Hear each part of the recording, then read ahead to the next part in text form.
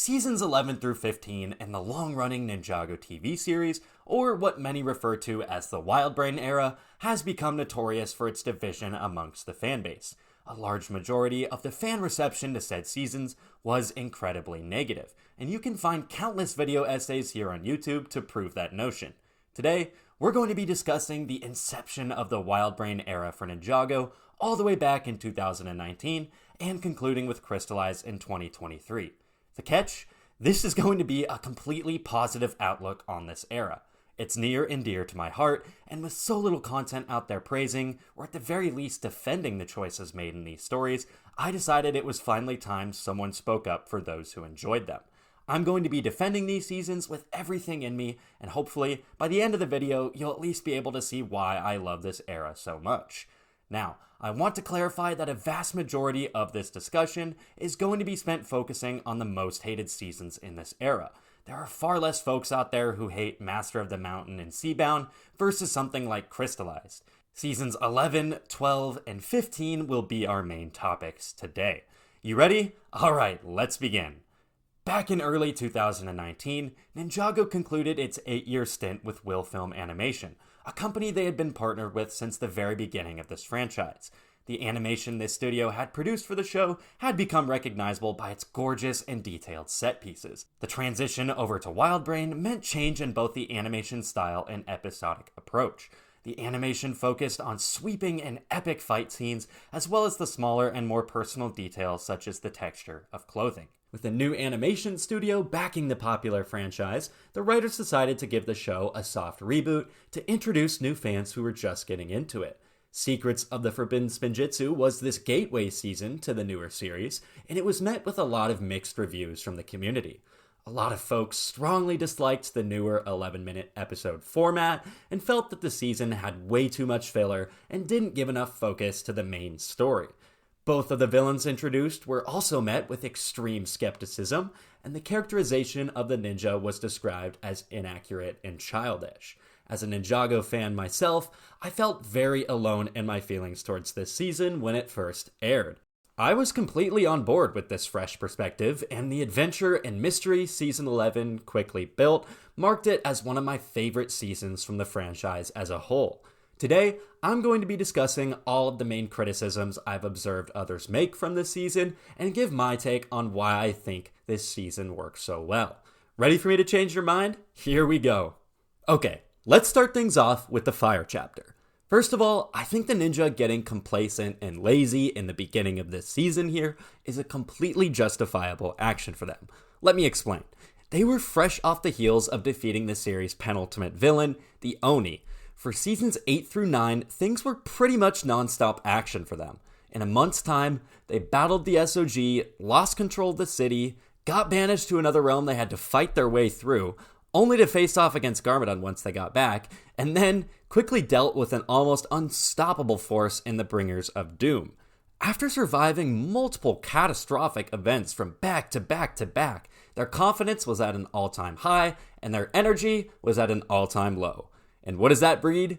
Complacency. Now, a lot of people take issue with how the actual arc was handled. The idea of the ninja sitting in a hot tub, snacking, and playing video games seemed very goofy and immature as a concept, but my retort is, isn't that how the ninja have always been? When they don't have the weight of the world on their shoulders, they are just teenagers at the end of the day, like everyone else. They've earned the right to goof around in my eyes. Looking back to Season 1, there are plenty of examples that hint at this idea of laziness in the ninja. In fact, it's a main theme that the show starts off with in the beginning. The ninja get too comfortable after their victory against Garmadon and the Skeleton Army, and decide to lounge around, eat pizza, and play video games to celebrate. Sound familiar? It's just like the beginning of Season 11. I think the idea of starting off Season 11, which was supposed to be a soft reboot for the franchise, with a very similar theme to Season 1 was a really smart choice. This is a story that wants us to get reacquainted with the characters before it fully delves into the story, and I, for one, really appreciate that. Letting all of the ninja play off of each other without any sort of imposing threat is something we really haven't seen much of before. And I genuinely think it's a ton of fun because of how playful and ridiculous our beloved heroes can get. This is the penultimate version of what would happen if they went unchecked. Wu understands the consequences that have come from their negligence before, so he decides that the team has rested enough, quickly snaps them out of their funk, and that's where our story truly begins. The reason I think this idea works so well is because the ninja are essentially a blank slate for the beginning of this new era. We, the viewer, get to experience their development as they familiarize themselves with combat and adventure once more. Episode 2, Questing for Quests, is hated almost as much as the pilot for this season. A lot of people saw it as filler, but for me personally, I saw it as a way to fully communicate just how out of shape the ninja are after Wu snaps them out of their funk, and it really builds stakes for what we all know is coming. Some sort of threat is looming in the background, and this team is clearly nowhere near ready for it. Plus, we get the return of the fan-favorite character, the Commissioner, as well as some world-building for life in the streets of Ninjago, and the episode ends with an introduction to this aforementioned threat in the form of an ancient pyramid, just begging to be explored by our heroes. A rocky start marks the beginning of this new quest, and the ninja get their first shot at facing off against danger, and it's not an exaggeration when I say that things don't go too well. A large scarab attacks the team, disables their vehicles, and strands them in the middle of the desert. They're forced to think creatively, and after what I consider to be an all-timer joke from the show. Guys, you're both too valuable to risk. It should be someone expendable, like Jay. What? The ninja do what they do best, and find a wacky and over-the-top way of defeating the beetle and escaping with their lives. Upon their arrival at the pyramid, we're greeted with yet another controversial plot point in this season, the return of Clutch Powers. This was a beloved character introduced in his own film back in 2010. His character was known for his charm, decisiveness, and eagerness to explore. Clutch had been referenced all the way back in Season 5 of Ninjago, but this was his first time appearing in the flesh. Clutch is essentially an extremist version of what the ninja were at the beginning of the season. Smug, lethargic, and in need of a serious kick in the butt to get him moving. This version of Clutch is a lot different from what we had seen in the movie 9 years prior, but I think it's safe to say that anyone can change in 9 years' time, including an adventurer as great and seasoned as Clutch Powers. He had spent a good majority of his life chasing adventure and riches, and now that he had his fair share of it, he had grown tired of constantly putting his life on the line. I think this is an entirely fair thing to do from his perspective, and I think it serves as an interesting dynamic between him and the ninja. A lot of the fame, riches, and spoils from his adventures clearly went to his head. It's kind of like the ninja if they had remained in their passive state much longer. It's entirely possible that they could have ended up like him. I'm looking at you, Kai. Either way, Clutch's main goal here is to serve as one of the catalysts for the inception of this conflict. He helps guide the ninja through the pyramid, and together, they accidentally unleash a powerful sorceress by the name of Asphira. And cue controversial plot point number 3 or 4? I've lost count already. Asphira is perhaps the most criticized aspect of this entire season. Her character is driven by her yearn for revenge, and if you didn't catch that at first, she'll make sure to remind you through her dialogue at least 100 more times. She felt that she was the only one who had the guts to play dirty.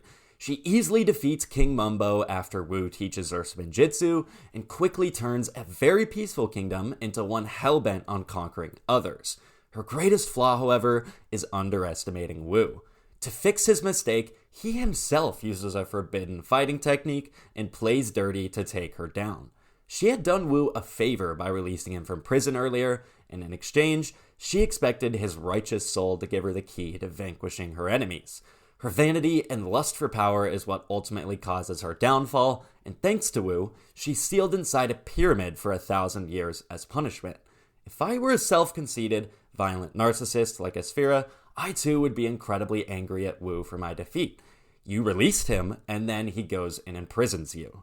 The first Spinjitzu master in his family had ruled this land on the virtues of trust and honesty, and Wu completely betrayed those beliefs. I think from a motive standpoint alone, Asphira's qualms are completely justified. I will admit, though, her actual portrayal does leave a bit to be desired. I wish they had given her just a little more development outside of the whole thirst for revenge against Wu, because it really makes her character feel one-dimensional. That, and the fact that she says the word revenge at least 1,000 times throughout the course of this season. Something with Asphira that I think works really well, however, is her dynamic with Char. Like I mentioned earlier, she's a self-conceited, violent narcissist, and blending that personality with a loyal servant like Char is hilarious. He's constantly at her disposal, always asking how he can help serve her.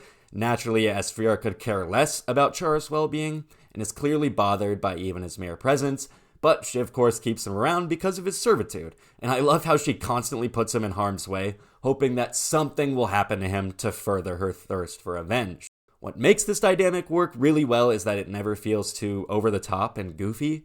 Think back to Blanc and Ragamunk, who stumble around and constantly mess with the affairs of their masters, and yet are still kept around. I still think "the moon was in our eyes" is one of the worst lines of dialogue in the entire show, but that's a Hands of Time issue. We're not talking about that today. Char differs from Blanc and Ragamunk because he's not incompetent. Dumb and a little goofy, yes, but not incompetent. He can still fight and do his job. After this, we get what many of you would call a filler episode. I personally call it a side quest. The News Never Sleeps brings back a fan favorite character in Nelson and introduces us to a new one with Antonia. It's simply delightful catching up with the Purple Ninja, whom, let me remind you, we haven't seen in 3 years. He's grown just a bit since we last saw him, and is in that stage of light where his voice is squeaking with every other sentence he throws out. Absolutely hilarious stuff. Hats off to this voice actor for portraying this stage of a teenager's life perfectly. What this episode here does well is give a ground's eye view of what it's like to just be a normal person in the world of Ninjago. One minute you're reading the newspaper, and the next there's a giant robotic samurai fighting fire snakes in the street.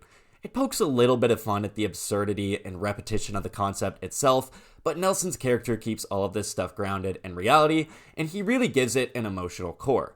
And, if you didn't know, Antonia is actually based off of a real-life fan of the show. She wrote to Brent Miller while chronically ill, asking him to find a way to get her into the show. Her wish was thankfully granted, as the incredible Tommy Andreasen heard of the story and immediately began working on a way to include her into the script.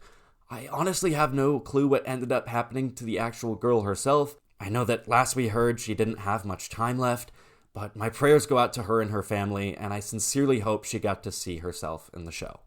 Moving on to the next episode, the ninja are caught in yet another array of antics. They're all chained together, Kai is unconscious, and the temple they're currently trapped inside is quickly filling up with lava. Just another day in Ninjago, right? Now, for those who aren't aware, there's a very vocal group of folks out there who hate this episode as well for one singular reason: a line of dialogue uttered by Jay. Whilst reading Clutch Power's book on surviving booby traps, Jay comes across a de-stressing tactic to use if in danger. Simply utter the phrase, "Bro bro goo goo, bro bro goo goo," and it will assist in calming the individual, at least according to Clutch. Jay continues to use this line for the rest of the episode, with the team constantly getting annoyed by its stupidity, until the end of the episode, when their end seems imminent, they all mumble the line together before being saved by Pixel. I'll admit that the joke itself is quite childish, but doesn't that fit Jay's personality well? He's always been known for being a goofball, and this joke seems perfectly in line with that, at least to me. I don't really understand the negative discourse around this one. However, I very much understand a lot of the negative discourse around Episode 8, Snake-Tastrophe. This episode is centered around delivering an entirely different POV of the Pyro Viper's attack, this time in the form of a news broadcast. I'll admit it's nice to see Gale gossip again. She's a character we haven't seen much of since her appearance in Season 2, same with Dareth. However, the rest of the episode mainly focuses on different brands in Ninjago delivering commercials for this news broadcast, except each of them keeps getting cut off by the attack. Usually each ad ends in something catching on fire from the snakes. First off, I want to bring attention to the fact that every single commercial you've ever seen on TV has been pre-recorded and signed off on by many, many people before it ever sees the light of day on your screen. So delivering live commercials on air is something that just doesn't happen, period.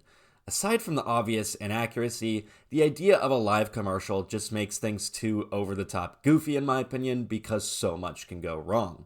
Seeing the citizens run around screaming and cracking jokes in the middle of an attack really robs it of any seriousness in my eyes.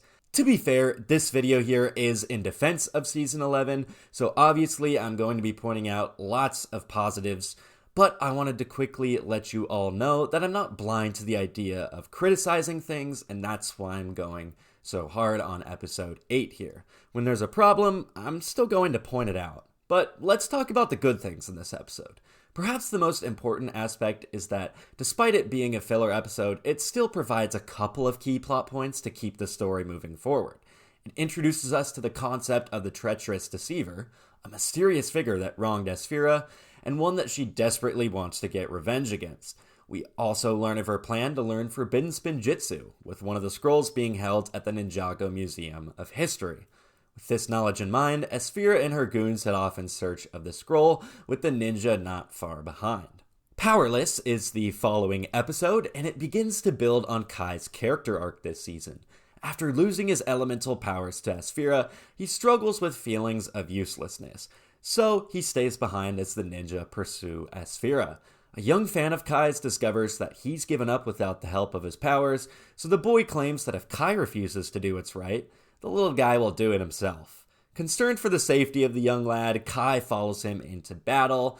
Little Jake here is a great call to action for Kai, and after using his smarts to turn on the fire extinguishers and vanquish Asphira's goons, Kai realizes that he was able to save the day without using his powers. More on this arc later, though. In the next episode, we get some more fantastic animated action, a very clear strength from this new animation studio, and then we get to see the return of the Serpentine very briefly, another great callback to earlier seasons. Nice to see that they're still around. The writers throw in a really fun moment where the team is led to believe that the treacherous deceiver is in fact Garmadon, who has been missing since the end of March of the Oni.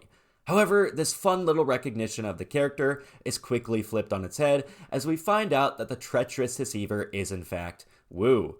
I remember being shocked at this revelation, which is always a trademark of great twists in my eyes. I really remember being on edge all week waiting for the next episode to explain things. Of course, the next episode delivered on its expectations and gifted us all with a full-length 11-minute flashback to Wu and Garmadon's youth. I went over the concept of Wu's betrayal to Asphira here, and why I believe it to be a valid reason for her anger, but I want to quickly point out a few other things that make this episode great. We get more development and screen time for the mysterious and rarely seen first Spinjitzu master. We get a glimpse at the creation of the forbidden Spinjitzu scrolls. We're given a peek into Wu and Garmadon's youth and their bond as brothers before Garmadon's inevitable fall to the dark. And finally, we get an early look at the Serpentine before the Great War. A lot of folks have complained that the whole idea of Wu hiding secrets about his past from the ninja has been worn thin, but let's really think about this here. Wu went against his father's wishes, angered and betrayed an ancient witch, and almost became the very reason for an early war between humans and Serpentine. Clearly, he feels a lot of shame towards these actions, and rightfully so. What he did here goes against a lot of what he's taught his pupils, so keeping this from them makes total sense in my eyes. Upon finding this out, the team is justifiably shocked and angered by Wu's actions. Kai himself is notably the most upset out of the bunch, and judging from the fact that he lost his powers because of this whole situation, his emotions make perfect sense. Trying to make things right, Wu asks to face Asphira alone in order to pay for his mistakes. Kai sees that Wu is truly remorseful and even willing to risk his own life to make things right, so he forgives his master and stands beside him. Great little one-episode arc for the Red Ninja here. The next episode is yet another one that folks have called filler, but the Explorers Club is genuinely one of my favorites in this whole first chapter. This one has so much fun banter between Lloyd, Nia, and Zane, a trio we rarely see any real interaction between. We get some great humor from their antics, but what I really like is the single moment of seriousness. Each of them look into an artifact called the Mirror of Dread, a relic that shows you your greatest fear. Lloyd sees his father in the mirror, Nia sees herself as mundane and weak, and Zane sees himself as ones and zeros. Love this little character building moment. From here, the antics continue as a plethora of different insects are released from the creature room as the team tries to fend off the club's security. Finding the scroll they were looking for, the three ninja depart the venue, leaving all inside in a hilarious disarray. Vengeance is Mine is the penultimate episode of this first chapter. with Asphira breaking into the monastery for a final battle against the fully reunited team. Conjuring up a massive burst of energy, she sends it straight at Wu, thinking she'll finally get her revenge. In an attempt to save his master, Zane jumps in front of the blast, sacrificing himself for Wu. In the season finale, A Cold Goodbye, we come to learn that Zane wasn't destroyed. Instead, the blast banished him to the most desolate realm in existence, the Neverrealm. I was super happy to see the introduction of a new realm here for the first time since SOG, and this leaves on the perfect cliffhanger to lead into the Ice chapter. I much prefer the creativity and adventure of the Ice chapter, however, I really love the Fire chapter for what it is. It's a fun and simple reintroduction to the team as they struggle to adjust to a world post-Oni trilogy. There's a ton of great banter and character building moments between the team, and getting some insight into Wu's youth does wonders for his character. Asphira isn't the best villain by any means, but she serves her purpose well. We begin the Ice chapter with the ninja arriving in the Neverrealm, unaware that the traveler's tea they brought with them is unable to guide their way home. Not only are the ninja supposedly stranded, but we also come to discover that Zane has been imprisoned by an evil emperor who rules over this desolate realm. I think it's safe to say that the stakes are pretty high right now.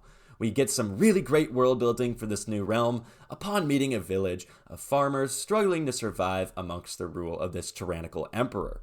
We're given our first glimpse at this evil emperor to end this first episode as he orders his general to destroy the newcomers in his realm. We get a pretty sweet battle between the ninja and Blizzard samurai as Wildbrain continues to flex their incredible fighting animations. Kai's arc comes to a close in the following episode, Firemaker, where he learns that true power is never lost. In a moment of selflessness, he once again tries using his powers to create a fire to warm the village. Having already overcome his doubts from his powerlessness, his power does return to him to save the lives of this freezing village. Kai is definitely a highlight from Season 11 for me. Nia's arc in the Ice chapter is very similar to Kai's, as us old-time fans are reminded of Season 5 when she was easily upset by her lack of power. This time, she's unable to use her water powers as everything in the realm is ice and snow, and much like Kai, embarks on a journey to overcome this notion and realizes that again, true power is never lost. Lloyd meets perhaps the best character in this chapter, Akita, whilst on the lookout for Zane by himself. Akita is a fantastic catalyst for Lloyd to update the audience on his trauma from the Oni trilogy, as he discusses Harumi's betrayal and his father's rule as emperor. It's clear that Lloyd has pushed a lot of his hurt down where he can't think about it, and is clearly too scared to discuss it in front of the team. You never really get over something like that, and knowing that Lloyd is still working through this is some really great development. Like I mentioned earlier, I love this season dearly, but I'm also not afraid to point out some of its flaws. Episode 19, aptly named the absolute worst, chooses to focus on a villain side quest in Ninjago City that has zero direct impact on the actual plot that's been developing in the Neverrealm. I genuinely couldn't tell you why this episode exists, because literally nothing changes by the end of the episode. Ultraviolet, Fugidove, and the mechanic break out of Cryptarium, goof around, and then quickly get rearrested and locked back up in prison. So everything that occurred was completely irrelevant. The Kaiju Protocol is an episode that's often thrown in the same bunch as the absolute worst and Snake-Tastrophe, with many folks crowning it as one of the worst episodes in the entire franchise. For a while, I too agreed with this to a certain extent. I did always love the distinct stylization of Ninjago City in this one, and the kaiju battle between the Preeminent and Samurai Mech was beautifully animated, but the story never really worked for me. That is, until a video from a friend of mine, Krusty783, popped up in my recommended while doing research for this video. He made a full breakdown on why the Kaiju Protocol doesn't break canon, and I encourage you all to go check it out for a more in-depth look. For this, I'll just keep things concise and summarize his points. Firstly, the only reason Wu is able to access the Departed Realm is because the tea he had was specifically brewed by an Oni. Much like the Oni masks had the power to reach the Departed Realm, it's fair to assume that Traveler's tea brewed by one could have the same effect. This episode is also a great one for Wu, who struggles with the guilt of Zane's disappearance and his lack of faith towards his students. This episode sparks a change in his mindset. By the end of the episode, Wu now believes that his ninja team is capable of finding their way home. This is after Pixel proves her value as a ninja and samurai herself. Really great growth for Wu here. Coming back to Akita, Lloyd has become very fond of his newfound canine companion, feeling like this is the only being he can trust his trauma with because she actually can't speak back to him and spread it around. Upon getting injured, Akita shapeshifts back to her human form, and we discover that she is a formling, a being capable of shapeshifting between their respective animal and human forms. Lloyd is initially angered by this, feeling like he was deceived and had his trust broken. He starts to storm away in anger, but quickly stops when he realizes that Akita can't make it on her own with her injury. He chooses to stay back with her, and this is when Akita shares her story and why she refused to trust Lloyd until she properly knew him. This entire next episode, the last of the Formlings, brings a lot of emotion into this story and is beautifully animated in hand-drawn 2D fashion. Seeing LEGO minifigures expressed in a more lifelike, yet still notably cartoonish animation is really, really cool to me and adds a lot of life to this story. The Ice Emperor's General Vex was once a resident himself of the Formlings clan, but was mocked by his tribe when unable to find his animal form. We'll come back to his connection with Zane and the Ice Emperor. Either way, two young Formlings, Akita and her brother Kataru, embark on a centuries-old tradition to find their animal form. After they both unlock theirs, they return home to find their entire village destroyed and frozen over by Vex and the Emperor. Akita's entire family, including her brother Kataru, succumb to the icy prison. Seeking revenge against the Ice Emperor, Akita continues with Lloyd in his quest to find the Forsaken Castle. Aside from Akita, we're introduced to another new character in this Forsaken realm, Crag the Yeti. Much like Akita's, Crag's story is one of great tragedy. His entire family was slain by the Ice Emperor, and now he spends his time watching over their graves and chasing away anyone who might disturb them. Cole crosses paths with this devastated creature, and after quickly realizing that Crag was only defending the graves of his loved ones, makes peace with the Yeti. I didn't realize how tragic Crag's backstory was until watching back through this season. He's clearly a very goofy and joyful creature at heart, and doesn't get to show this side of his personality until later on in the season when he becomes friends with Cole. Wanting to help his newfound friend and avenge his family at the same time, Crag assists in Cole's mission and leads him to the Traveler's Tree, a tree with leaves capable of sending the ninja home. Part of their problem has now been solved. Next, we're given backstory on how Vex manipulated Zane and used the power of the Forbidden Scroll to corrupt him and transform him into the Ice Emperor. This is yet another huge twist for the audience, and something this season definitely delivered on. Lloyd, desperate to get his friend back, pleads with the Emperor, but to no avail. Zane is gone, and only the Ice Emperor remains. After this first shocking revelation, we're quickly met with another.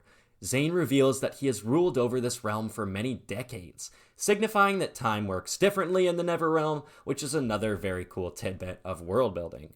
Seeing her chance, Akita attempts to stab Zane and take revenge for her people, but the Emperor quickly defeats her and freezes her, just like he did to the entirety of her people. With Lloyd knocked down, Zane attempts to go for the kill, but suddenly stops upon hearing the word protect. He is reminded that his initial programming is to protect those who cannot protect themselves. Love this callback to seasons 1 and 3 here, and this is a really cool way to communicate him remembering things and being freed from the power of the scroll. Now, he drops the scroll and frees everyone in the realm, and it's no longer frozen over. With Zane back and the realm freed, the ninja finally return home. Lloyd parts ways with Akita, and they share a somber goodbye together. After all, they had bonded together over their shared traumas, something that neither individual had ever shared with anyone else. After Lloyd's departure, we'll get what is personally one of my favorite quotes from the entire show. It alludes to the idea that the two will meet up one day again, bringing in the idea of destiny present throughout this entire show. Since time in the Neverrealm works differently though, Akita is most likely dead by now, but as she says, never is a very, very long time to not see someone. Perhaps she awaits Lloyd in the departed realm. And just like that, we've covered the entirety of Season 11. I tried to explain my reasoning behind liking a lot of the main elements in this season as best as I could. I think Kai and Wu were big standouts in the Fire chapter. I loved seeing the effects of the Oni trilogy on the team, and getting another glimpse into Wu's childhood is always great. Lloyd and Akita's relationship in the Ice chapter was the standout for me there. It was cool to see Lloyd finally open up about his trauma to someone, and it's something he hasn't really done since. I genuinely think Akita helped Lloyd to begin to heal. Nia's arc, although very similar to Kai's, is a great callback to Season 5 and makes a ton of sense for her character. The whole concept of the Never Realm is super fascinating to me and is perhaps my favorite new element of the entire season. A realm so barren, desolate, and separated from the others is a really cool concept, and its ability to trap you there really adds to the stakes. The whole idea of time passing differently, too, adds a lot of mystery to the realm, and getting a glimpse into these different beings, like the Formlings and the Yetis, that live there was super unique. This season has some of the best world building from the entire show for me. I do want to quickly point out that my biggest gripe with the entirety of this season is how the Ice Emperor was handled. I love the idea of Zane becoming a villain, and I think his transformation and mysterious buildup were all handled super well. However, his resolution is where some issues arise. I really think we should have seen some sort of consequence for Zane for what he did. Keep in mind that he engulfed this realm in an eternal winter, killed and terrorized local tribes, and tyrannically sat on the throne for decades. Zane should have given some time, whether it be at the end of this season or at the beginning of the next, to grapple with the fact that he ruined the lives of countless people. His army was responsible for the murder of Crag's entire family, for God's sake. I think that's more of an issue with Prime Empire, because throwing in Zane's arc of overcoming this at the very end of a season would not feel like a complete ending. It's something they could have left as a bit of a cliffhanger to build on for the next season. Something I did over on Instagram was throw up a prompt for all of my followers to answer to. They left me their reasons for either liking or disliking Season 11. A lot of people commented on the fact that this season was mostly filler and that the Fire chapter was useless, and I want to respond to some of these.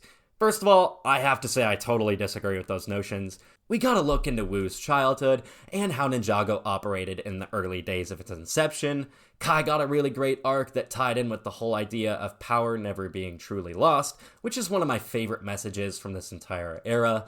We also got to explore with how the ninja dealt with everything that happened post-Oni trilogy, and I think their state of mind makes total sense. Also, a lot of the so-called filler in this season featured a lot of great character moments between our heroes. The Explorers Club, for example, gave us an insight into Lloyd, Nia, and Zane's greatest fears, and we got to see how each of them reacted to different problems presented throughout the episode. Someone mentioned that the whole season should have just been the Ice chapter, and while I certainly agree that more time exploring the Neverrealm would have been nice, we also would have missed out on Kai and Wu's stories, as well as the world building with the Forbidden Desert, Explorers Club, and newspaper episodes. Getting reintroduced to Nelson, Dareth, Gale Gossip, and the Serpentine were all huge inclusions for fan-favorite characters as well, so I appreciate that. Taking all that into account, I'm personally very glad that the Fire chapter exists, even if it does have some flaws. Someone else mentioned that they disliked the 11-minute format for episodes, and this is a concept that has been argued to death, but I'll quickly give my take on it. At this point in time, we had received exactly 100 episodes from Ninjago in the form of 22 minutes each. The 11-minute format was a very welcome change to me personally. It allowed for more shorter and concise storytelling and gave the creators more room to do unique and unusual concepts in one-off episodes. Some of them worked fabulously, like the beautifully animated and emotional Last of the Formings, and then some of them were complete flops and added absolutely nothing to the story, like the absolute worst. I really felt like the team here was trying to bring a fresh taste to this franchise. While it wasn't perfect, I really liked getting something different with Season 11. I want to finish with a comment that summarizes my thoughts on this season. Josh Mania 2023 captured this perfectly. He said that he loved Season 11 for its new and vibrant take on the world of Ninjago. Season 12 of the Ninjago TV series, officially titled Prime Empire, debuted in late 2020 to a very lukewarm reception from fans. Contrary to Season 11, which was also a mixed bag with its fan reception, Prime Empire ditched the idea of character arcs for our leads and instead focused on delivering a killer premise and breathtaking world building. This has led to a lot of fans claiming that this season is mostly filler because there is little to no notable change in any of the main ninjas' journeys. While this is very clearly going to be a video set on defending and praising this season, I want to make it clear that I'm not indifferent to criticism. I'm very much aware that this season has its issues. From a narrative standpoint, this script is really lacking in certain areas. If this were any other franchise, the lack of character growth would be a major issue, and believe me, I still think it is here, but this show is able to get away with it easier because we've known these characters for so long. This franchise has existed for over a decade, so to get something that deviated from the norm, even if it was outside of what typically makes a compelling story, was very much a welcome change in my eyes. Prime Empire knows we already care about these characters in this world, and uses this to quickly delve into the main plot and begin exploring all of these new concepts. The stakes here work a little bit differently in this season because they are in fact trapped inside a video game. Each character has 4 lives, contrary to just a singular one in the real world, but the difference here is that the level of life-threatening dangers have been increased tenfold in Prime Empire. When a character loses their final life, we discover that they're converted into energy cubes, but we aren't given much context as to what that actually means until the latter half of the season. I quite like the early ambiguity around the idea of death in Prime Empire. Instead of them just being booted from the game when dying, the whole idea of the energy cubes really adds some mystery to it all, and really makes you root for the ninjas to survive because you don't fully know what an actual in-game death entails. Now, speaking of mystery, this season builds a really intriguing one from the get-go with the disappearances of people around the city. The only information we're given is that a shadowed figure known as Unagami has orchestrated these disappearances, but for what purpose, we're unsure. One of my personal favorite styles of storytelling is the concept of a mystery, because I really feel it's one of the best storytelling metrics to keep viewers fully engaged. Not knowing what's going to happen is what often makes a story compelling, so having the main villain and inciting incident be just that really makes this season stand out in my eyes. Another aspect I really appreciated were the visuals and episode arcs that slowly crafted a very tangible and exciting new world inside this game. I personally found it so incredibly refreshing to step outside of Ninjago City for once and explore new territory. Terra Technica takes a lot of inspiration from the streets of Blade Runner, with the futuristic and high-tech crown-level shops and buildings and the really moody lighting. Seeing all of these people from the real world equipped with their avatars and interacting with these NPCs is a super interesting dynamic, and I'm glad we got to see it thoroughly explored with characters like Scott, Okino, and Seven. And speaking of these characters, they are a huge aspect of Prime Empire that really shines. There are just so many new and unique characters. We do get to see the mechanic return as well in a much more prominent role after his very brief introduction in Sons of Garmadon, this time serving the mysterious Unagami. This opening scene gives us a brief battle between the mechanic's henchmen and the ninja team, and I really love seeing the team back in action here. If you remember, they were really rusty in Season 11, so to see everyone back at full strength and quickly owning these low-level goons is such a satisfying payoff. The mechanic, while incredibly cliche, does serve his purpose well as this catalyst to bring Prime Empire into the spotlight. I do really like his dynamic with the whole ninja team. He really enjoys getting on their nerves and making fun of them. Calling the Master of Ice Zane the Pain will never get old in my eyes. Like I admitted earlier, this season doesn't accomplish much in terms of genuine character growth, but it certainly does a lot to flesh out the dynamics of certain members on the team. Jay and Nia had been a couple for a number of years at this point in the show, but there had never really been much focus or exploration on how their contrasting personalities clicked. We get a lot of focus on how they function in this season, and we really get to see how much they care for each other. I love the episode where they entered a dancing competition together. Seeing Jay's goofiness on the floor meshed with Nia's skillful efficiency was such a great way to have their differences come together. Seeing Nia always take Jay's jokes in a positive and caring light is also something I really liked. I feel like when Jay normally jokes around with the other guys, he always gets some kind of sarcastic retort from them. Even in the serious moments when Jay is cracking these jokes, Nia never gets angry or sarcastic, instead responding in a loving way without diminishing the seriousness of the situation. These two are such a great couple. A lot of folks have commented on Zane's lack of screen time in this season, and that is something I do want to discuss. Instead of following the ninja into the game, Zane stays back and investigates the disappearance of Milton Dyer, the man who created Prime Empire. This development leads to what I believe to be one of the best episodes in the show, Ninjago Confidential. Zane just straight up mentions that he downloaded a plethora of 1900s noir films to his hard drive, denoting the key influence for this episode. The title is actually a wordplay on the film LA Confidential, which released in 1997. Zane embodies the persona of a down-on-his-luck detective, much like the one from LA Confidential and other significant noir flicks. His dialogue embodies the cynical and morally ambiguous nature of these detectives, and he spends his time investigating and picking apart low-level thugs in the city. The way these detectives spoke is obviously quite different from how today's modern generation communicates, so for him to be openly monologuing this aged dialogue in front of others was a really clever concept, and I love how it kept getting him into trouble. Even though Zane is absent for much of the season, I think Ninjago Confidential more than makes up for that fact. Okino is another one of my favorite aspects from this season. His initial development is quite simple. He feels that his purpose as a guide to those seeking the Kitana has been ruined because each master he guides on this quest has died. When he meets the ninja, he learns that it wasn't him who had failed his masters, but they who had failed him. With his faith restored in himself, Okino finally gets to use his skills in service of competent masters. However, the real character dilemma for him is when he must choose between his friends and his creator. The ninja team has pulled Okino from the depths of his failures and given him purpose once again, yet he feels that this purpose is hollow because of the fact that he's an NPC. He's not truly real, just a part of the game, basically just a line of ones and zeros. Despite the ninja team telling him that he has the power to make his own decisions, he's tempted by the offer of his master and creator, Unagami, to set him free in the real world as a living being. Despite his temptations, he eventually does what's right and rejects the offer, leading to Unagami refusing to free him from his digital prison. I found this message incredibly inspiring because it shows that no matter who you are and where you come from, you have the power to decide who you are and what you do with your life. Okino chooses to do what's right, and when the ninja eventually defeat Unagami, he gains the rite of passage into the real world, and his dream of becoming real is fulfilled. Doing the right thing pays off, even if you don't see it in the moment.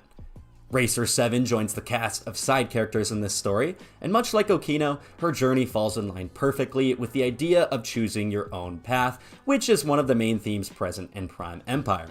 Her programming has conformed her to losing the Speedway 5 billion over and over and over.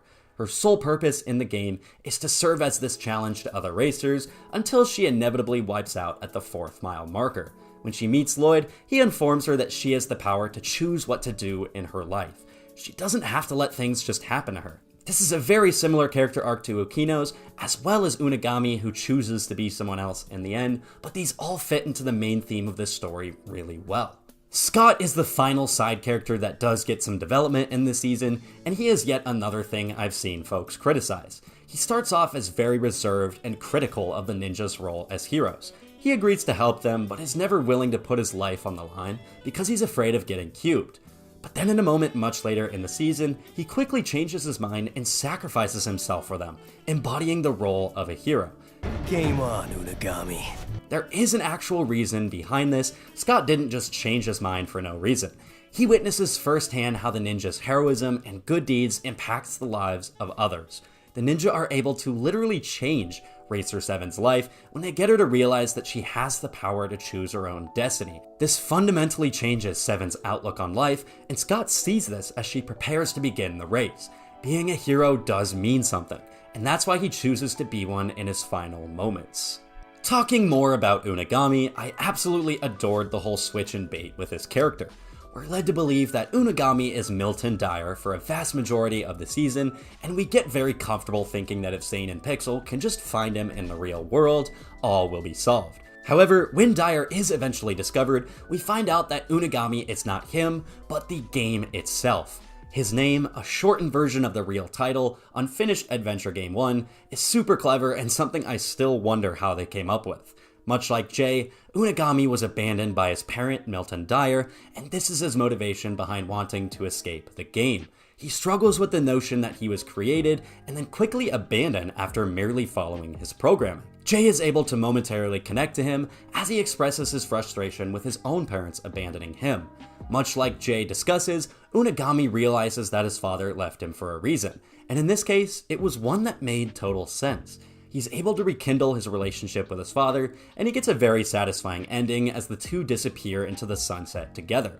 I've seen a lot of people saying that his redemption was rushed, but I personally feel that his change of heart makes total sense. He spends a lot of this season angry because he has no idea why he was abandoned. When he's eventually informed of why, he's able to come to terms with it and move on. In my eyes, it makes total sense from a character standpoint. I don't really think there was much more story to tell in that finale. The world of Prime Empire leaked into Ninjago, we get to see some really cool interactions between the video game characters and the real world, and then Jay is able to finally get across to Unagami with the help of Dyer. I've seen people mention that the fact that there wasn't a longer battle between Jay and Unagami is lame, but if you've been watching this show for a while, you would know that Wu taught his students that the best way to defeat your enemy is to make them your friend. This season shows how far Jay has truly come, because this is exactly what he's able to do in this finale. It's such a great way to connect this resolution to one of the core components of the show. Now, there are a lot of other small elements in this season that I could spend time praising and discussing, such as the return of Harumi as Lloyd continues to battle his demons from the past, the hilarious concept behind the League of J, the character of Scott being the first one trapped in the game, the callback to old style of video games with stop, drop, and side scroll, Unagami having the power to freeze the game and manipulate Okino, the super expressive digital mask animations, and so much more. But I'm going to wrap this discussion up solely because I feel I've covered all of the positive aspects that this season has to offer. I want to make it clear that I fully understand why people have issues with Prime Empire.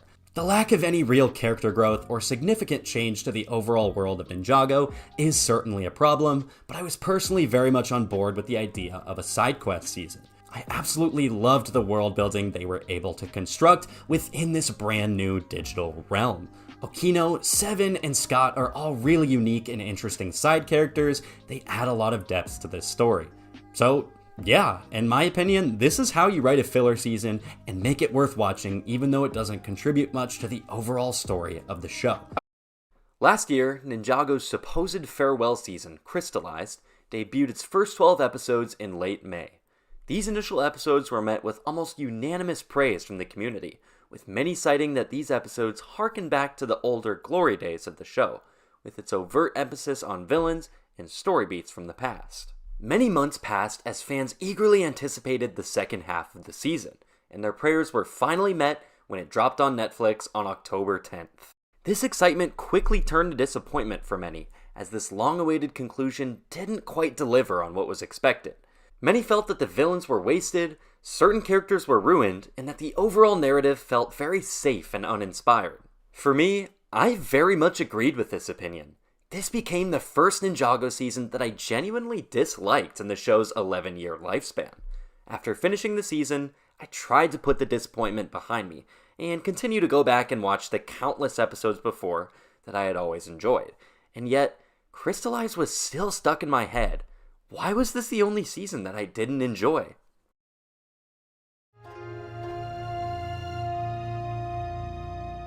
Well, similarly enough, another favorite franchise of mine had recently had a disappointing conclusion as well. Star Wars The Skywalker Saga ended its 40-year legacy with The Rise of Skywalker, a film that massively disappointed me as a huge fan of its predecessor, The Last Jedi. However, years later, The Rise of Skywalker is a film I now adore, and one I consider to be in the higher ranks of the franchise. Look, I'm not here to debate Star Wars, although I'm sure many of you have already left me comments below on why my opinion is wrong. I'm just bringing this shift in my mindset to the light because this film is the very thing that allowed me to realize why I didn't initially enjoy Crystallized. Now, I attest this change in opinion to two large factors. First is hype. The very concept of hyping a movie or TV show up in your head is an almost guaranteed factor for failure. Nothing an artist creates will ever live up to the vision you've created, at least in my experience. It's impossible.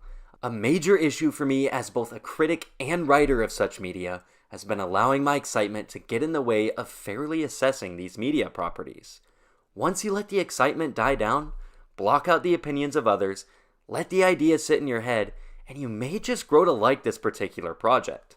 Going back to Star Wars, let me give you an example of what I did.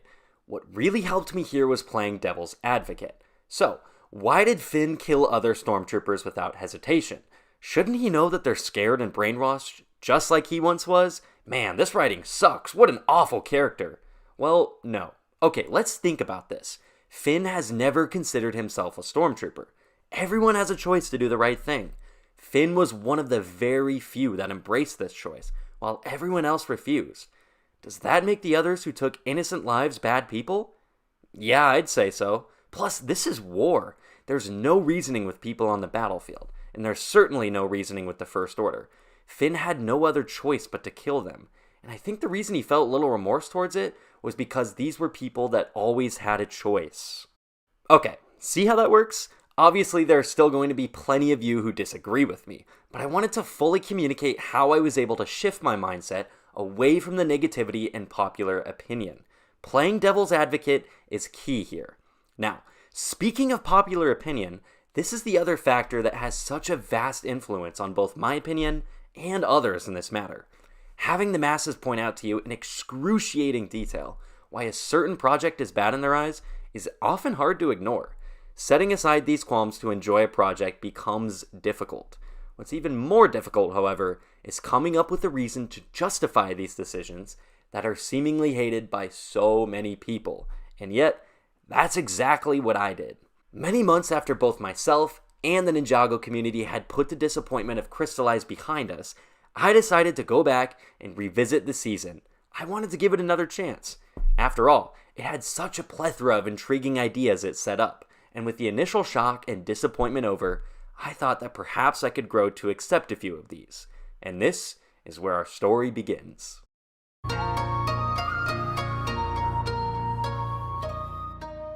Let's start with the return of Ninjago's time-old big baddie, the Overlord. Longtime fans of the show know that this isn't the first time this villain has survived his supposed death and returned to terrorize this land. Back in Rebooted, his return after his death in the final battle was explained merely by the fact that his spirit clung to the grounds upon which it was defeated. When technology was built in its place, he corrupted the system. Zane sacrificing himself at the end of the season purged the Overlord's spirit from this system, and with nowhere else left to go, the embodiment of evil was once again left without form, at least for the time being. Jump forward to Crystallized, where this season takes this explanation a step further and tells us that the Overlord can never truly be defeated. Just as there must always be light in this land, there must also be darkness to keep the balance, and the Overlord is the physical incarnation of this presence. Just as his spirit clung to tech in Season 3, this time he clung to the very thing that can suppress the ninja's powers, Vengestone. Just as he was able to manipulate machines, he was now able to harness the power within Vengestone to use against the ninja. He definitely thought this plan out a little bit more this time. For those that dislike the idea of the Overlord basically being invincible, let's consider the fact that the ninja face a new all-powerful foe as often as they eat breakfast. This doesn't break canon or forecast a dark future because we already know that the ninja will always be facing villains. Instead, this season just reaffirms the idea that light will always prevail as long as it's around. The idea of eternity for the Overlord simply builds upon what we've seen from him before and makes his past defeats make a lot more sense. So, how did he have the power to go and literally resurrect Harumi from the dead? This was my exact question after watching the season for the first time, and after thinking about it for a while, I have a theory. After her death, Harumi is sent to an unknown location, devoid of life. Let's call it the Void. From this, we're able to deduce that beings from Ninjago are sent to a waiting room of sorts before they're sent to the departed realm. The Overlord, who is technically dead as well, finds her here. That's how he's able to have access to this place. Without a physical form, he's merely a spirit, aimlessly drifting between life and death, looking for a way to return. With the concept of how the Overlord has access to Harumi in the afterlife, let's derive where he actually got the power to do so. According to Wu, conflict that occurs in the living world gives the Overlord strength. The amount of conflict happening in this land decides when his spirit has the power to return. When the first Ninjitsu master first defeated him, Ninjago experienced generations worth of peace, which is why it was fair of Wu to assume he wouldn't return for a long while after his demise back in Season 3. But anyone who's seen this show knows that with the presence of the ninja, conflict is at an all-time high in this land. New foes are appearing almost on the daily, which obviously fuels the Overlord's spirit. If this alone doesn't seem like a logical enough reason for this villain to have the power to resurrect a person from the dead, consider the fact that the Overlord has the power to rival the first Ninjitsu master, the literal god of Ninjago. From this, we can deduce that he has some capacity of godlike powers as well. So I think it's fair to assume that him resurrecting Harumi isn't as entirely outrageous as it initially seems. But why did he choose Harumi, you may ask? It's actually quite simple when you think about it. Out of every villain our heroes have faced, she's been one of the few to inflict the most emotional damage, especially upon Lloyd, who the entire team is built upon. With the help of Garmadon, another powerful magic user similar to the Overlord, she almost defeated them for good. So why not stir up Lloyd's emotions again and send him reeling with her return? Harumi being the face behind all of this makes absolute sense to me personally.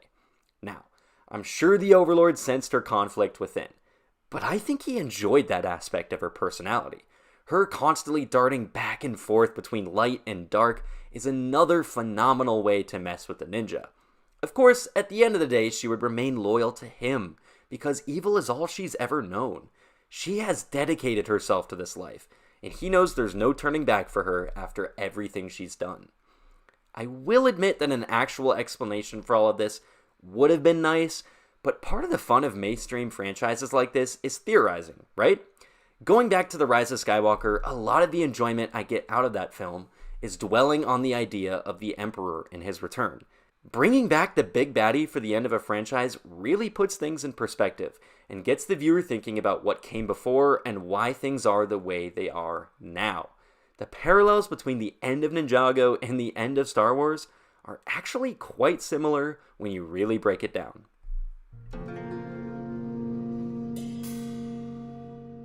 Let's talk about Harumi some more. My initial complaint with her portrayal was how confusing and inconsistent her character writing was. Some moments she despised Lloyd and was doing everything in her power to hurt him, but in others, she went easy on him and even showed hints of caring.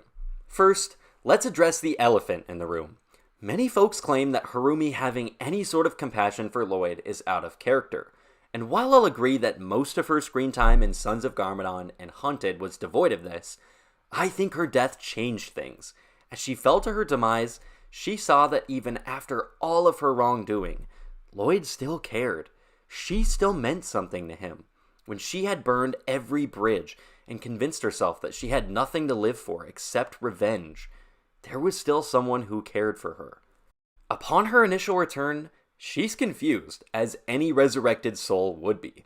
She devoted her entire life to her hatred of our protagonists and planning to enact her revenge on them. She doesn't know anything outside of that, so of course she's going to continue this trend. And who better to help than the Overlord? If anyone stands a chance at defeating her foes for good, it's the literal embodiment of evil and darkness himself. What's changed for her is the fact that there's a little voice inside her that now knows that Lloyd is a good person. It knows that she cares about him, despite what she's done. Who wouldn't? Now, a lot of people really seem to dislike how Harumi is handled at the end of the season. After she helps to defeat the Overlord, Lloyd tells the rest of the team that she's with them. It's okay. She's with us. From my point of view, in no way is he forgetting or affirming her abusive acts towards him. He's simply stating that she doesn't need to be attacked, because she's not in direct opposition to them anymore. After this, we see her once again in the monastery as our story comes to a close. What's important about seeing her again is that she's being escorted by the Commissioner, who is presumably taking her away to Cryptarium Prison. She never apologizes to Lloyd, because that's not who her character is. I mean, her deciding reason for turning against the Overlord is not to help Lloyd, but because he is the reason her parents are dead. The Overlord created the Devourer, who would inevitably kill them.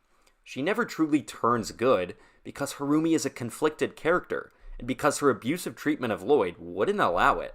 I'm sure her eventual feelings for him played a role in her change of heart, but they weren't the deciding factor because this isn't who the character of Harumi is. Her becoming friends with Lloyd would be wrong, and perhaps even disgusting without a lot of apologies and retribution. In the end, she's still very much a villain, who's going to spend the rest of her days locked up in a cell, unsure of whether or not her feelings for Lloyd were more important than her need for revenge.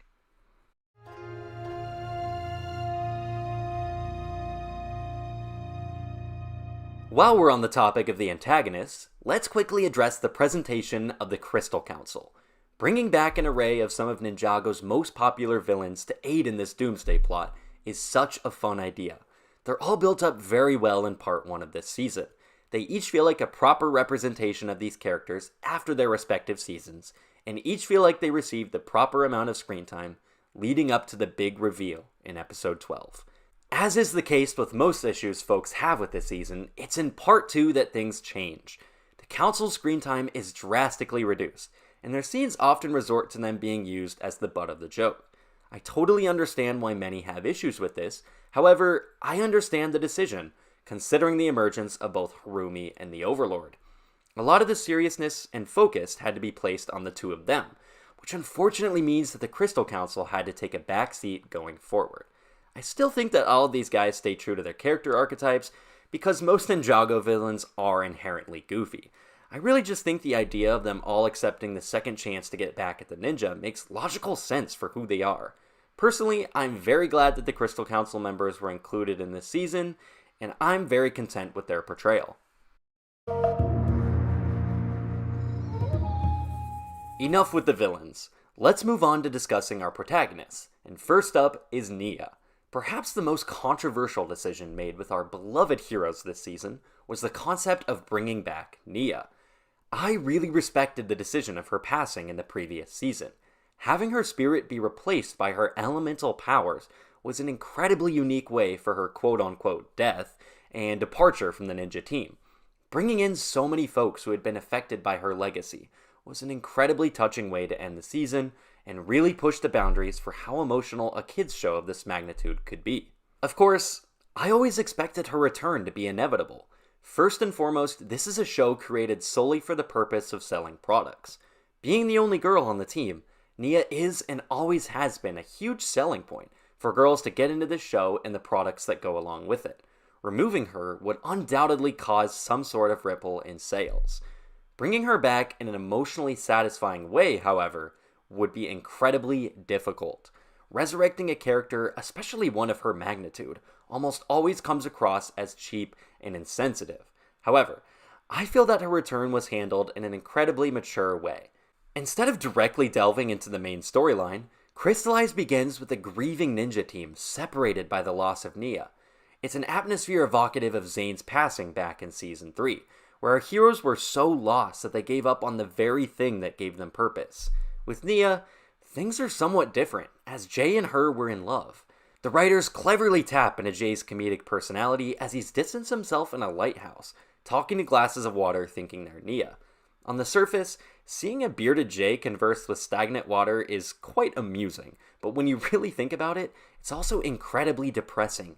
He's so distraught from the loss of his beloved that he's resorted to gaslighting himself into the idea that she's still alive and with him. It's a perfect balance of having something for both younger and more mature audiences to grasp at. It's the news of an impending threat that eventually brings all of these heroes back together. Reuniting is by no means an easy task, and the grief of Nia's loss eventually turns to conflict within the team itself. However, this is quickly extinguished as the possibility of bringing her back is suddenly presented before them. Winding things back a few episodes, we're introduced to the fact that Nia has forgotten much of her old self in her time spent in the sea. Her elemental form spends its time watching over those who sail across her path. It's the anniversary of her passing that finally reignites what's left of her memories. As she's slowly exposed to more and more memories of her past life, her elemental barriers finally begin to crumble as she is reminded of who she once was. This episode is an incredibly mature and slower-paced look at Nia's rediscovery of herself, and I love it so much for that. So with the possibility of Nia's return, our heroes drop everything and commit to doing whatever it takes to bring her back.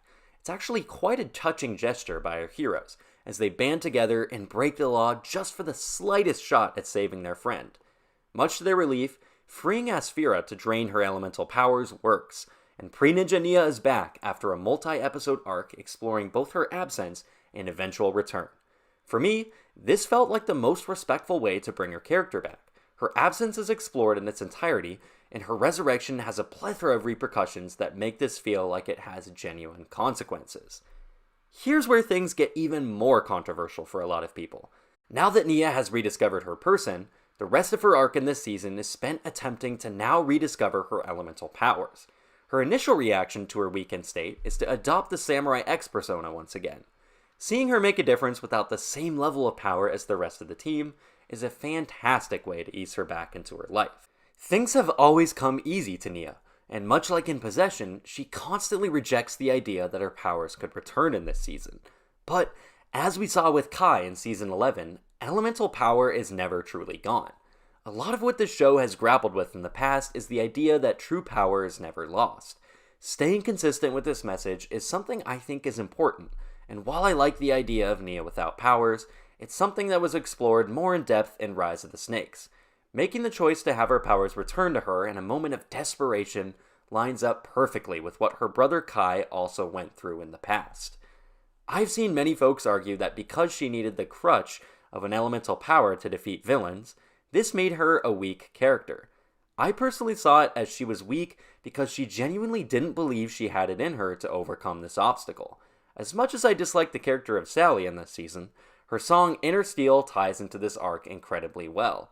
Nia had to look within and find her own inner strength and her own inner steel to make it through.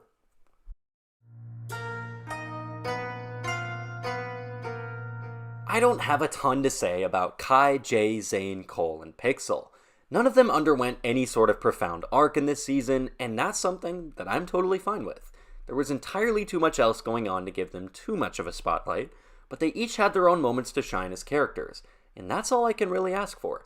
Before I move on, I'm going to quickly point out a favorite moment of mine from each of these 5 characters this season.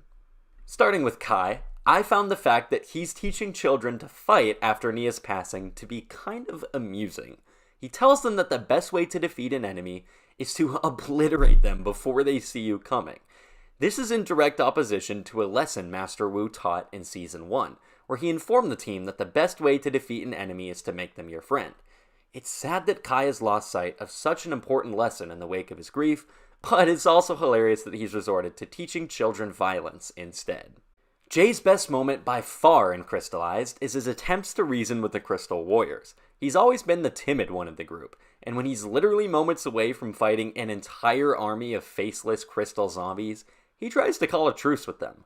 Classic Jay moment right here. The best part of Cole for me wasn't a moment, rather it was the performance of the voice actor. Kirby Morrow, who had been voicing the character for 11 years, passed away right before this season went into production. It was a tragedy that both shocked and saddened the entire community surrounding him. Coming into the season, it was announced that Andrew Francis would be taking over the role of this character. He had massive shoes to fill, and while no one could replace or match what Kirby had done, Andrew did a phenomenal job with the role. What's even better is that the community welcomed him with open arms. Both Cole and Kirby's legacy live on. For Zane, I'm really torn between 2 separate moments, and they could not be more different from one another. The first is a joke that occurs in Cryptarium Prison that has me laughing every time I see it. Zane emotion sensors are off while in prison, and when Kai asks him to turn them on and react appropriately to the horrible situation they're in, he screams in fear the moment his emotions are activated. It's just a really clever way to communicate how dire of a situation our heroes were in. Speaking of his emotion sensors, my other favorite moment with Zane this season is when he learns the benefit of grief. He spends the early episodes with his emotions turned off because the grief of losing Nia is so great. However, when he encounters Sally later on, everything changes. It's the grief of running away from home that actually brings her back to her family and happiness. Experiencing emotions is a good and healthy thing to do for yourself, especially if they're negative ones. Pixel had some really fun things to do this season, the best being her creation of Mini-Pix, a smaller, less intelligent version of herself that literally saves the lives of her and the rest of the team. Her inventions always come through. As far as my thoughts on Lloyd go, I felt that his best moments were by far his interactions with Garmadon. The dynamic between him and his father was such a great follow-up to everything we've seen between the two of them before. Lloyd feeling hurt and angry at his father is an incredibly natural reaction to everything he's put him through, and seeing Garmadon find himself before he eventually finds his son is incredibly touching.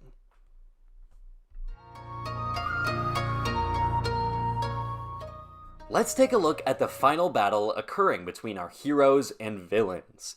A lot of what happens here is basically Ninjago endgame, and if it wasn't apparent enough from the events that take place, the poster communicates this in a much less subtle way. I, for one, absolutely love this concept. Seeing so many familiar friends and foes unite against the literal embodiment of darkness himself is such a joy. I mean, how can you not enjoy this final battle?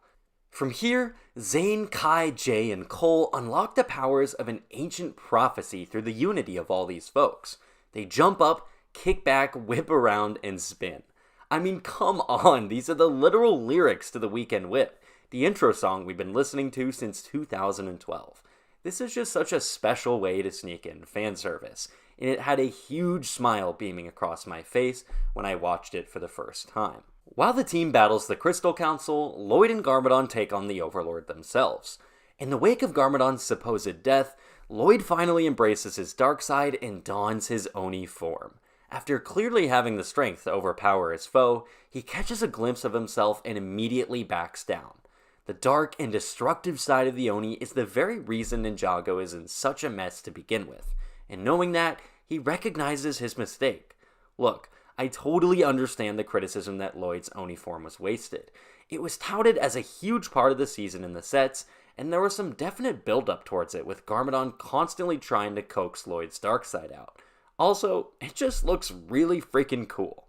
However, I think we need to be realistic here and recognize that Lloyd going to the dark side, especially in the ending to this era of the show, just doesn't line up with where this season had to end. Instead of defeating the Overlord with Lloyd's destruction, the elemental powers of creation are harnessed through the golden weapons, the very objects that created this land. It's not a fresh idea by any means, but I think staying in line with the ideas of creation versus destruction fit very well for a conclusion. It's something we've been exposed to since day one of the show, with Wu versus Garmadon. Adding dragon form to the equation definitely gives it a unique spin as well. With the Overlord defeated, Ninjago is now left to rebuild. As this chapter comes to a close, we're left with Sally's song in the closing moments. The decision to ditch the classic Ninjago overture this show was built on, for this song, confused both me and a lot of others. It's a decision I still don't fully agree with, however, it certainly fits in line with a lot of the themes and ideas this season was trying to portray. It's not a bad decision by any means, and the upbeat vibe of the song is by no means a poor way to close out this story. I just really wish they had gone with the musical theme Ninjago has been using since its inception.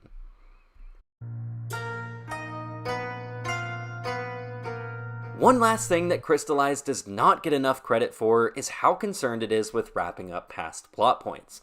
A lot of times, this show will quickly move on from huge events from season to season in order not to confuse new viewers. Take the Ice chapter, for example, where Zane unknowingly rules over an entire realm as a tyrant, and after his memory is restored, it's never brought up again. For Crystallized, a lot of it relies on you having watched the entirety of the show, and for a final season, I really like the idea that it's rewarding longtime fans, while also leaving as few loose ends as possible. Ideas like Nia's samurai origins and the ideas of prophecies from Season 2 are further explored. And then we have an entire handful of previous villains, with each having complex backstories returned to the spotlight for new roles. It just feels like a season that wanted to pay respect to folks who have been with the show since day one, and that's something I really appreciate. Hey, you made it to the end! Thank you so much for watching. This is a video I've been tossing around in my head for quite a while now, so to finally have it done and out there is such a good feeling. I don't do commentary videos on this channel too often, but if you enjoyed this one and want to see me discuss more Ninjago topics in depth, please let me know down in the comments. Before you head out, don't forget to like, comment, and subscribe if you liked what you saw, and if you didn't, be sure to let me know down in the comments. That's all I've got for today. See you all in the next one.